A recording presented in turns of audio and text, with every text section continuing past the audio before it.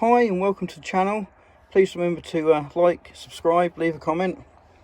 So we've got a new old review today. While browsing the internet, I stumbled across some new old stock of a Solarforce brand. Now sadly Solarforce are no longer with us, but I'm sure some of you will have heard of them. So they were very well known for making p60 hosts. So a p60 is a drop-in. I think it originally derived from a brand called Surefire, an American brand, and Solarforce was sort of a cheaper alternative. They made other flashlights as well, but I think this was the one they were most well known for. But I say sadly no longer with us. But I did stumble across this new old stock. I probably paid a little bit too much for it, but I was quite intrigued. This is one of the latter hosts that they released. It's called the P1. It was available in I think 4 different colours: green, brown, yellow, and possibly a black or a grey. Now what's really unique about this is it's actually a glass fibre reinforced polymer, so basically plastic, but it is nonetheless a p60 host. I was quite intrigued by it, and I have to say I'm really surprised and really impressed. It's got some nice markings on there. We can see we've got the Solarforce brand embossed on there, and it's got a really nice sort of tactile feel. It almost feels a sort of little bit ceramic-y. You know, it's really solid and feels really high quality considering it's plastic. You know, this isn't like the sort of the cheap Duracell torches you used to get back in the 1980s made out of plastic. This is a really nice torch.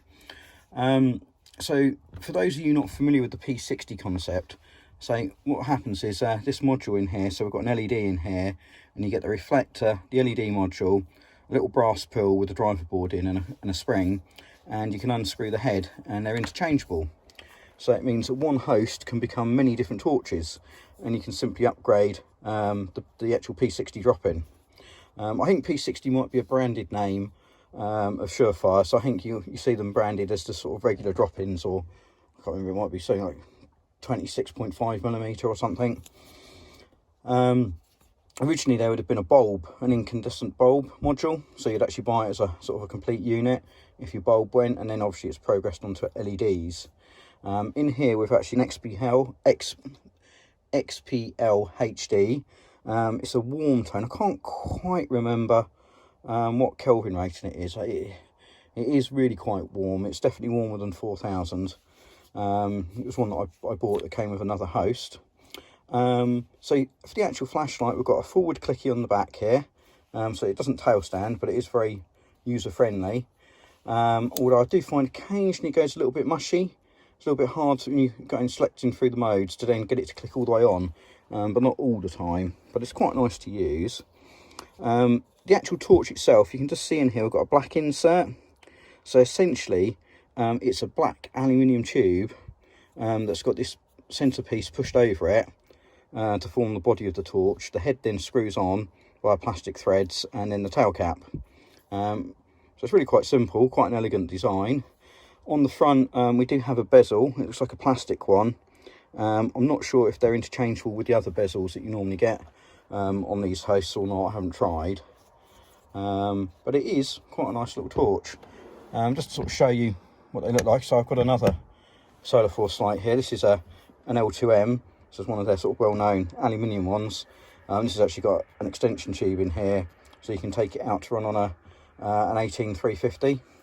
But as you can see, the P1 is practically the same size and dimensions, so it's very much a regular sort of p60 host.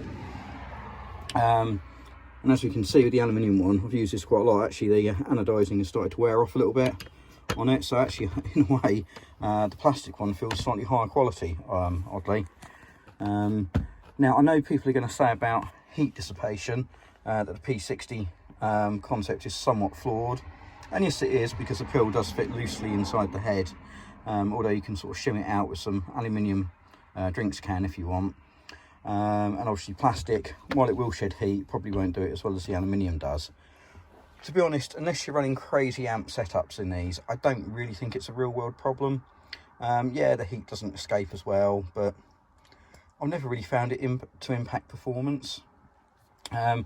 This is running a Q-Lite driver from International Outdoor Store, which runs at 3 amp, so it's not massively driving this XPL, but it's enough. We've got about 700 lumens coming out the front, I think I measured on my light box, and it's plenty bright really, and it will get warm with extended use, but it still seems to perform. Visually it doesn't seem to sag.